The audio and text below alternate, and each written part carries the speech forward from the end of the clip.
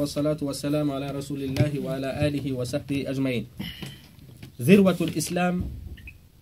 وعموده. عن معاذ بن جبل رضي الله عنه قال قلت يا رسول الله أخبرني بعمل يدخلني الجنة ويباعدني عن النار. هراي أودو حديثة كنوكل كونين أياتade ko piiji mawnuɗi ɗin ka l'islam ko honɗum woni l'islam. haray ɗo yen ɗumannade ɗen duwa andude kombo woni o sahabajo inneteɗo Maaz ibnu Jabal. Seydina Maaz ibnu Jabal ko sahabajo mo tawata hara o daranike l'islam. Daren ɗo sahabajo daraniɗo l'islam no ari landagol kadi nulaɗo ko golle honɗe o waɗata hara ɗe naada e mo aljanna. anditen noon hoore meɗen ɓeɗo ɓe tawama gazwatu badre, ɓe tawama gazwatu uhud, ɓe woni ambassadeur julɓe ɓen yemen. nulaɗo maki kañum kadi siɗa faala neɗɗo anduɗo halal e haram ta yaɗaɓɓa hay e goto ɗaɓɓu hombo Seydina Maaz ibnu Jabal. ko ɓeɗo noon woni en e landade nulaɗo ko golle honɗe kadi waɗata tawa natoyay aljanna.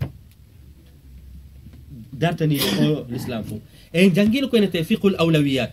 sahaba ɓen kañum en jangino hadisa mo feƴƴude on konnum ɓe aruɓe landi nulaɗo ɓe maki onu awsini wasiyalan ko honɗum mi waɗata, ɓe profiti dernier moment on ɓe profiti. sahaba ɓen fof kañum landotano ko honno mi yeyirta ka makiti mi heɓa ngeygu ma ko honno mi waɗirta business ma ko honno ɗum. kamɓe koɓe landotano konnum ɓe andi ɗo laysa daral qarar, ɗo na saare ñiɓirde, ɗo ko dar al ibtila wal ikhtibar, ko saare jarrabuye. ko ɗum waɗi kamɓe ɓe ɗettali tan maɓɓe ma doole maɓɓe ma haqqillaji maɓɓe ɓe yowi e fii kun aduna hum. Allah daali tabaraka alladi biyadihi lmulk wa huwa ala kulli shay'in qadir alladi khalaqa almawta walhayata liyabluwakum fiyo jarribon. Allah kadi aɗa daali innama amwalukum wa auladukum fitna. ko ɗum ko fitna molanaɗo ko nambara si tawi woni anga gollitirali elo sariya o falirano. Allah daali la tulhikum amwalukum wala auladukum an dhikrillah wa man yaf'al dhalika fa ulaika humul khasirun. aray ko ɓen ɗon jeeya e perduɓe ɗettuɗo fi aduna ma ɓiɓɓe ma sonnaɓe ma ɗum modiɓɓe hikkini ɗum ɗon e aduna ma ɗum kaydiri ma ɗum nationalité ma ɗum bitika ma ɗum conteneur tawa an gurdam ma fof ko fi ɗum ɗon. Allah inni anga jeeyama yimɓe perduɓe few. Allah noon yewti en fi ɓe perdaɓen ɓe landotoɓe sifa ɗi question ji ɗo. rijalun la tulihim tijaratun wala bay'un an dhikrillah wa iqamis salat. ko worɓe ɓe tawata fi ngeygu ma fi makitiji ma fi conteneur ji ma fi kaydi ma fi nationalité ji ma fi golle ɗum bonnali dewal maɓɓe ngal, bonnali dewal maɓɓe ngal no jeeya e ɓen ɗon no homɓe Seydina Maaz ibnu Jabal. goɗɗo yaw iɓe jeeya e wernunoɓe himɓe ɓen Madina. sahabaɓe raɗa ɓen ɓaynulaɗo so feri seenike Madina ɓe jeeyano e ko innete ko ansar ta kamɓe Madina ɓen. ɓaynulaɗo waɗi almu'akhat ko ɗum woni siɗɗinɗingol e hakkude ta kamɓe ɓen kañum e iwɓe Makka ɓen. ko kamɓe nulaɗo hawtutuno Seydina Maaz ibnu Jabal kañum e Seydina ibnu Mas'ud. Seydina ibnu Mas'ud kañum ko Makka iwi ala hay fuy ɓeeɗa kañum hino mari nokkure, hino mari suudu, hino mari ɗuma. nulaɗo waɗi almu'akhatu bayna Seydina ibnu Mas'ud kañum e Seydina Maaz ibnu Jabal. nulaɗo kañum kadi maki sallllahu alayhi wa sallam siɗon faala andude sendidirɗo ko harmi e ko dagi e nder sahaba ɓen ɗo fof ɓeni ko Seydina Maaz ibnu Jabal. ɓe maki kadi siɗon faala andude ɓurɗo wawo faamugol ko alqur'ana on firi kon lande hombo Seydina ibnu Abbas. sike sahabajo fof ɓe jonniti haqqiji mum ɗin. ko ɗum ɗon ɓe tendini en ka hadisa ɗo sike nayen ɗettu jannguɗo fi économie jo'inoya on to jannguɗo fi ɗumɗa ma ɗetta jannguɗo diina tum ɗettamo jo'inoya e fi jannguɗo économie ko gollata. nulaɗo maki ko ɗum waɗi ɓe sendi sahabaɓe fof ɓe inni siɗa faala kadi andude fi si goɗɗo maayi no jawdi ɗi ɗuma sendirte lande Seydina Ubay ibnu Ka'b ɓeni oɗo kañum kadi jawdi no sendir ko ɗum woni ilmul miras. jawdi no sendirte si goɗɗo maayi ɓe inni ɗum ɗon kadi si o maapike lande on sahabajo ɗo. jonno seydina Muaz ibn Jabal kadi no jeeya e winduɓe alqur'ana ɓen no jeeyano e sahabaɓe ɓe nulaɗo makata ɓen aya on jippike yahe windomo ɗa ko on woni e ka hadisa ɗo landagol nulaɗo ko golle honɗe mo waɗata o naata aljanna si oɗo landike sifa ɗe golle ɗo enen ko ɗum landotoɗen wallahi lazim mo jangi ɗum ɗo hande hadi sahabaɓe kamɓe fahimu mana fiqhul awlawiyat hiɓe andi kon woni ko nafata ɓe par ce que ɗa ɓeyni kullu nafsin zaiqatul maut wonki fof ko mayay ɗum kullu man alayha fan wa yabqa wajhu rabbika zul jalali wal ikram ko woni ko kanɗa ɗo fof lannay sahabaɓe no andi ɗum aynama takunu yudrikkumul maut aray ko mayede allah daali innaka mayitu wa innahum la mayitun nde tawde ɓe faami gi aduna wi ko ha seeɗa ɓe a mayey ɓe terti ɗum ɗon ɓe bugi adna on wara a zuhurihim ka ɓaawo maɓɓe ɓe gollani on to lahara kono waɗi seydina ibnu masud en inni ɗo mo jeeya e sahabaɓe piiraɓe diina ɓe tawama gazwatu badr ɓe tawama gazwatu uhud guere ɗen badr o guere ɗen uhud o ɓe tawama e windugol alqur'ana o nulaɗo maki kañum kadi ɓe hiɓe ɓuuri sahabaɓe fof famugol ko harmi eko dagi ɓe nomama kadi ambassadeur julɓe ɓen e tannulaɗo représentoygol ɓe yemen ko kamɓe nulaɗo imminno yo yahu yottinoya dina kan e leydi yaman nulaɗo ɗo ɓe lulude ɓe maki ele sa yahi non ton ko nu ñawirta seydina Muaz ibn Jabal inni ko alqur'ana o mi ñawirta nulaɗo maki est ce que non ñawore nden sa hi'ali nde ka nder alqur'ana ko nu ñawirta ɓe maki ka sunna nulaɗo kadi mi hiltoto ɓe maki kañum kadi si tawi no ñawore nden ala ka alqur'ana o ka sunna wo ko onno gerdita ɓe maki haray koye mi daru ka haqqille an ko ɗum woni koye mi waɗay tiyas nulaɗo maki allah barkini allah moƴƴini nulaɗo on sallllahu alayhi wa sallam allah weltini oɗo jonnon kon ɗum dari kañum kadi mawqif ɗo dari e darorde no mapanade hoori mum ko golle honɗe waɗata fi datugol aljanna kon sahabaji ɗon ɓe maki radiallahu anhu qultu mi wi'i ya rasulallah koyo nulaɗo allah akhbirni yeeti mbi amalin gollal yudkhiluni ljanna hara ngal naadaylan aljanna min ko ɗum anninmi wona ɓurodirgol jawdi wona ɓurodirgol ɓiɓɓe zuyina linnasi hubbu shahawati min annisa والبنين والقناطر المقنطرة من الذهب والفضة والخيل المسومة والأنعام والحرث ذلك متاع الحياة الدنيا ndo foko fi ngurna aduna otoje labade sollaɓe labaɓe ɓiɓɓe labaɓe kuɓeje labaɗe ɗum ɗo fof kono konno ñande mbayɗa konno ko zéro ndin kañum kadi kala ko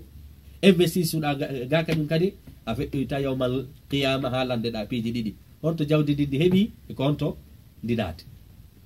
sahabaɓe mbay faami ɗum ɗon ko ɗum waɗi seydna Muaz inni wo nulaɗo yeeti gollal ngal mi gollata hara ngal naadaylan aljanna ngal woɗɗintinaylan kadi on ɗum hiite ɗo seydina Muaz ibnu Jabal ko ɗum alanni ko moƴƴere ɓurde moƴƴude nden koyeɓe hendode lorra ɓuruka tiiɗude kan ɓe daɗaka par ce que lorra ala lorra ɓuruka tiiɗude ɓuri on ɗum maygol naata hiite ala nafa ɓuruka mawnude ɓuri maygol naata aljanna donc enen andi seydna Muaz ibnu Jabal ɗo ɓe landi hendagol ko ɓuri moƴƴude kon ɓe tori walla danduɓe ko ɓuri bonde kon ko ɗum woni fiqhu al awlawiyat ndareɗo nulaɗo sallllahu alayhi wa sallam kañum kadi ɓe jaabi seydina Muaz ibnu Jabal laqad sa'alta an azim alandike hunde mawnude par ce que ko fiyonu ko hunde mawnude par ce que buyi on question ɗon arata on ɗum ka hoore maɓɓe buyi haajumum alay ɗum haajumum ko holno heɓirta ɗo kaydi ko holno heɓirta ɗo nationalité ji ko holno darnirta kuɓeje ko holno heɓirta ɗo waɗirta business kono darotoɗo inna ene miɗo ari e landagol ko fi ko golle honɗe waɗata mi welda e Allah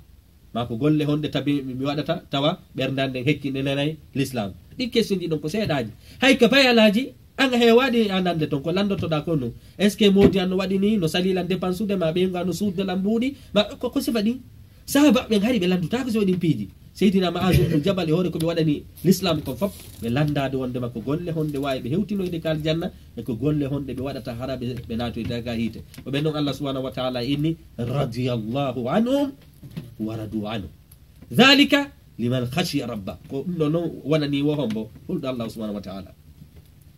nulaɗo maki laqad sa'alta an azim alandiko ko mawni wa innahu la yasirun ala man yassara Allahu alayhi kono nde hunde nde landiɗa ko hunde mawnude kono hinde newani wonande Allah ommo muyade ɗo no muyalngol ma hina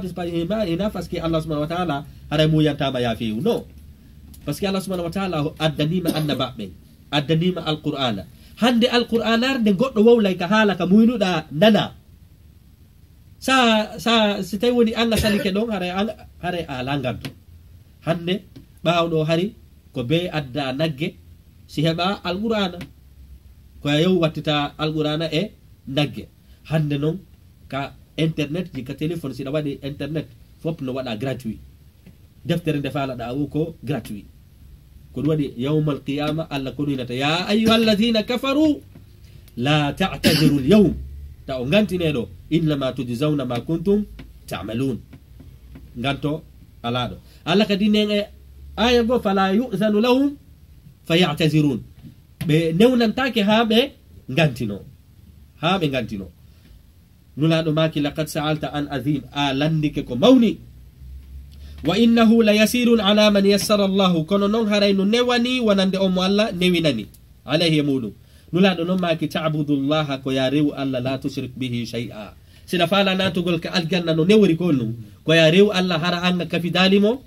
e hay fus a kafidalimo ka zati makko innugol Allah gowno woodi ma innugol Allah ala a kafidalimo e honɗum e sifaji makko ɗi o inni ko kanko woni okkowo ko kanko woni wurnowo kanko woni arsikowo kanko woni newiɗo kanko ɓuri jogade doole kanko woni yurmeteɗo ɗin ɗon fof ko sifaji makko a yeddali anga kafidalimo ɗi kadi e bani adama a kafidalimo kadi on ɗum e golleji makko ɗin o inni ko kanko tagi naya in ɗum goɗɗo no wawi tagude o inni ko kanko tagi ɗi kammuji kanko taguma kanko tagi ɗe leyɗe kanko tagi ɗiɗo piiji kadi fof haray ɗum kañum kadi naya kafidumo e makko e hayƴe fus wa tuqimu salat ñinna kadi julde nden donc ka Allah kanulaɗo makino ta'budu allaha la tusriku bihi shay'an ko ɗum ɗo woni shahadatayni o ashhadu an la ilaha illa allah wa ashhadu anna muhammadan rasulullah ko ɗum ɗo woni sa holi ke ɗum ɗon haray anga sirkantamo wa tuqimu salat ñiiɓa kañum kadi e ɗuma julde wa tu'tu zakat itta zakat o ka jawdi zakat ka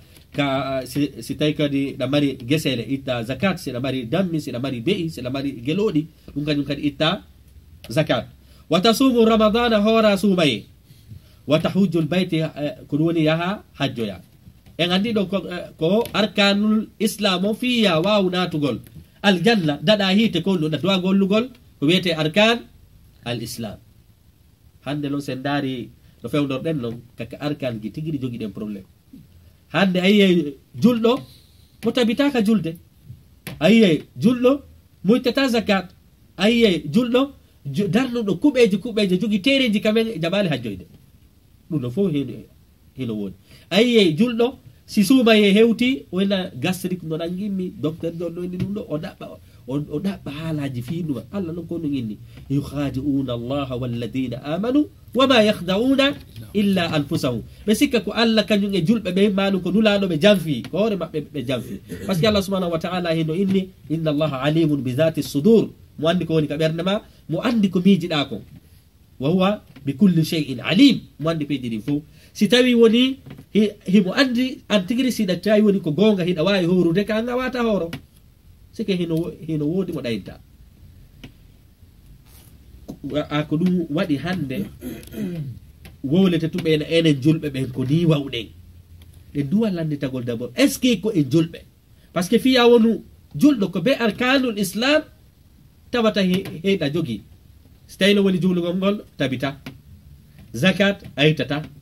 horugol ɗa nawni hajju ko tuma nawyoyɗa o haɗay kon ɗum e dina jokkuɗa on tigi ɗayne woni horim ko ɗum waɗi nulaɗo make hay si tawi woni hadisa on ko ɗuma lo'uɗo kono himo gollitire fi fadail al amal nulaɗo maki alkayisu man dana nafsahu wa amila bima ba'da al maut ala ɓurɗo jogade haqqille ɓuri jooɗiɗo golli fi janggo ɓe maki noon ala ɓuruɗo ɗaytude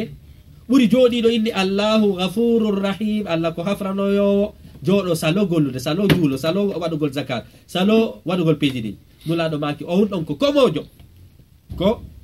komojo hara noon on neɗɗo ɗon on waɗowo ɗum ɗon sa illi joni jooɗo ka nder suudu ta yahu windoyɗa ka golle ɗaɓɓeteɗon ta yahu landoɗa kaydi ndin ara tawe ka suudu ma golle ɗen ara tawe ka suudu o illay golle ɗen tawata lanɗo ko be yaha ɗaɓɓoya awa aljanna on kañum kadi gonɗum aljanna on kadi ko ɗaɓɓeteɗo aljanna on ko ɗaɓɓeteɗo summa qala on tumanulaɗo maki ala adulluka ala abwabil khayr seydina maaz akkatami tindine ko ɓuri moƴƴude e laawi moƴƴuɗɗin kadi enen andi ko waɗi so goɗɗo landikema question a duwaka mo jabade e pihoytos koy ko piiji jogiiɗi importance ji ɗin duwaɗamo haalande taw nulaɗo ɓay seydina maaz landike ɓe ɗo ko ɗum ɓe jaabiɓe huwa al aham ɓe ko piiji ɓurɗi himmude ɗin wa huwa arkanu al islam ko ɗin noon ɓe atti ɓe jabade piiji jogiiɗi importance ji ɗin taw par ce que fiyollu par ce que yawmal qiyama ko ɗiɗo woni hoore laawol ngol nulaɗo noon makille a accay kadi mi yeetoma moƴƴereji go'o ɓe maaki a sowmu junna haray horugol kañum kadi gonɗum ko ɗum woni ko heedode horugol ɗo nulaɗo yewti en fi horugol dow nane mi yettike en fi korka ɗo kadi ɓe yettike en fi korka aranowa kanko suumaye fanda korka ɗiɗaɓe kan ɗo ko sunna on ɓe maaki ene hiɗa faala kadi yomi yettoma moƴƴereji ɗin hara hay sa nato yi aljanna kono ka weeroyta ɗon kadi ko jannatul firdaus hara hiɗa wondi e annaba ɓen e suhada e yanuɓe sahidi ɓen e yimɓe moƴƴuɓen hiɗa faala weeroyde ka ɓen ɗon kadi haray hooru kañum kadi ko ɗum woni sunna balɗe tati e nder lewru hoora kadi ayyamul bid ñalaɗe daneje ɗe donc enen andi nulaɗo woliɗo fi korka laabi ɗiɗi korka arana kanko suumaye faada korka ɗiɗaɓa kanko korka sunna wa sadaqatu waɗugol kadi sadaka tutfi'u l khati'a ɗum ɗo honɗum no monta bakkatuji o sadaka ɗo kadi ko ɗum wona zakat o naren ko zakat yeta ɗen ɗo ko ittugol sadakaji ɗi sadaka wowlaɗo ɗo on kañum kadi ko sadaka laaɓuɗo on sadaka suuɗiɗo on allah ko daali wala tubtilu amalakum wo taw bonnu golleji mon ɗum monni kadi taw bonnu taw bonnir sadakaji mon ɗi honɗum bil manni wal adha kalladi yunfiqu malahu ri'a annasi wala yuminu billahi wal yawmil akhir ta on okkitir ta on waɗiri sadaka fiyo jama on wowlu taw wolir taw waɗi sadaka en inni kala ko waɗuɗa jaɓetake si wona no mari sarteji ɗiɗi ko laɓɓingol gollal ngal si gayni ɗon kañum kadi waɗira kadi no sariya on newniri no kama yutfi'u lma'u annar wano no hirɗen ni ndiyan no ɗannina hiite awa kañum kadi ko noon ittugol sadaka kadi ɗanninirta bakkatuji ɗi ko ɗum waɗi nulaɗo make masalu lladina allah daali masalu lladina yunfiquna amwalahum fi sabilillah ka masali habbatin anbatat sab'a sanabil fi kulli sunbulatin mi'atu habba allah no inni wallahu yudaifu liman yasha allah no multiplia moƴƴireji sa waɗi sadaka gotum allah yoɓete sadaka ji buy allah ko ɗum daali ka nder alqur'ana nokkiri buy man dha alladi yuqridu llaha qardan hasana ko hombo luɓata allah jawdi mum ndin allah joni toyam aya go ari hay ndi jawdi ndi jogiɗen ko kanko jeyndi ko allah waɗu ndi jawdi ɗen e jungo men mustaklafina ko en lontinaɓe e mayri andi ten ɗo si goɗɗo enen ɗo tigiri sa neldi ɗo goɗɗo muuɗi ka men on tigi noddalima yetima hendike muɗɗin a monoto allah noon kañum no jonnuma piiji buy inni ya ittuɗo ngo kulni okkitira hara ɗon anga falaka no hirɗaɗa monoroɗani allahu subhanahu wa taala kankadi ko noon woniri a jarnali mo allah ko daali la in shakartum la azidannakum so jarnilan mi ɓeydanayi on wa salatu rajuli fi jawfi lleyl juulugol kañum kadi neɗɗo e tumbere jemma ka fof ɗani ɗon allah ko nunga daali innal muttaqina fi jannatin wa uyun hulayɓe allah ɓen ɓe wonoya e nder aljannaji e canɗi muɗum akhidina ma atahum rabbuhum ɓe ɗetta ko allah subahana wa taala okkiɓe kon fo ma atahum rabbuhum innahum kanu qabla dhalika muhsinin hari ɓawa fewno ɓe wonno karna ga koko moƴƴitum ɓe jokki kanu qalilan min alleyli ma yahja'un hari jemma on ɓe feccaymo pecce tati feccere gol ko juulugol hande noon enen sen daari wallahi l'azim téléphone ji men ɗin kodi tuma waɗete réveil e majji ko si ɗe mari rendez vous e bani adama o ma fi ka golle tawi lewtoy ka golle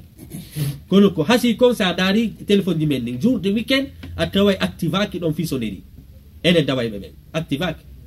par ce que fini ɗon ɗum ndeññande o ɓayɗa nde aga yata